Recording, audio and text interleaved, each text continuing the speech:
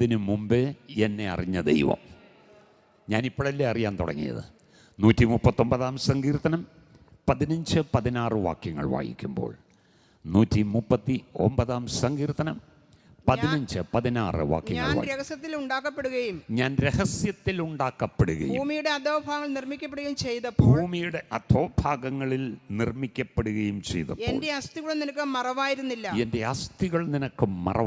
ഞാൻ പിണ്ഡാകാരമായിരുന്നപ്പോൾ നിന്റെ കണ്ണ് എന്നെ കണ്ടു. നിയമിക്കപ്പെട്ട നാളുകളിൽ ഒന്നുമില്ലാതിരുന്നപ്പോൾ അവയെല്ലാം നിന്റെ പുസ്തകത്തിൽ എഴുതിയിരുന്നു. കണ്ടോ? സ്തോത്രം. നമ്മൾ ഈ രൂപമൊക്കെ വന്നിങ്ങനെ ഇരിക്കുന്നതിനൊക്കെ മുമ്പേ എന്നെ അറിഞ്ഞതാ എൻ്റെ ദൈവം. സ്തോത്രം. ഹല്ലേലൂയ. അതുകൊണ്ട് ഇപ്പോഴും ദൈവം എന്തിനാ ഇപ്പം എന്നെ അറിയണില്ല? ഉണ്ട്. അതിൻ്റെ 1, 2, 3 വാക്യങ്ങളൊന്ന് വായിച്ച് 139. യഹോവേ, നീ എന്നെ ശോധന ചെയ്ത് അറിഞ്ഞിരിക്കുന്നു. ഞാൻ ഇരിക്കുന്നു എഴുന്നേൽക്കും നീ അറിയുന്നു. എല്ലാ ദിവസവും CT സ്കാനോ എന്ന് എനിക്കറിയത്തില്ല. സ്തോത്രം. അതിൽ കൂടെ കടന്നു പോയിക്കൊണ്ടിരിക്കുന്നത് നമ്മൾ എല്ലാ ദിവസവും. ദൈവത്തിൻ്റെ സ്കാനിങ് മെഷീൻ്റെ കീഴിലാണ് നമ്മളെപ്പോഴും. അല്ലേ? നമ്മുടെ ഉള്ളിലുള്ള സാധനമൊക്കെ ഒന്ന് കാണണമെങ്കിൽ എന്ത് ചെയ്യണം?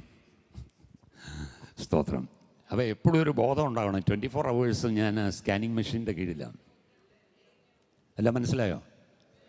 Praise God. ഓക്കെ. ഞാൻ എന്റെ നിരൂപണമൊക്കെ നീ അറിയുന്നു. എന്റെ നടപ്പും കിടപ്പും നീ ശോധന ചെയ്യുന്നു. നീ നടക്കുമ്പോൾ പറയുന്നതും നീ കിടക്കുമ്പോൾ ചിന്തിക്കുന്നതും ഇരിക്കുമ്പോൾ എല്ലാം സ്കാൻ ചെയ്ത് വെച്ചിട്ടുണ്ട്. അതിൻ്റെ റിപ്പോർട്ട് താഴെ എഴുതിയിട്ടുണ്ട്. നമ്മൾ റിപ്പോർട്ട് മേടിക്കുമ്പോൾ ഏറ്റവും താഴെ എഴുതിയിട്ടില്ല ഇംപ്രഷൻ. ഇതാരും ഒന്നും സ്കാൻ ചെയ്തിട്ടില്ല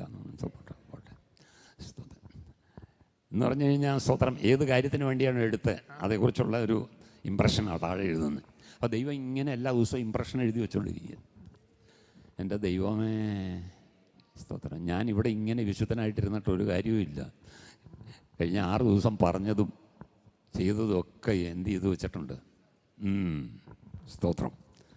എന്നിട്ടും കർത്താവ് നമ്മളെ നിലനിർത്തുന്നതാണ് ഞാൻ ആലോചിക്കുന്നത്. ആ സ്നേഹം ഭയങ്കരമല്ലേ? നമ്മുടെ ജീവിതത്തിൽ എത്രയോ വീഴ്ചകൾ വന്നു, കുറവുകൾ വന്നു. നമ്മളാരും പെർഫെക്റ്റ് അല്ല. എന്നിട്ടും നമ്മെ സ്നേഹിക്കുന്ന ആ സ്നേഹത്തിനായിട്ട് കരമുയർത്തി ഒന്ന് സ്തോത്രം ചെയ്യാം.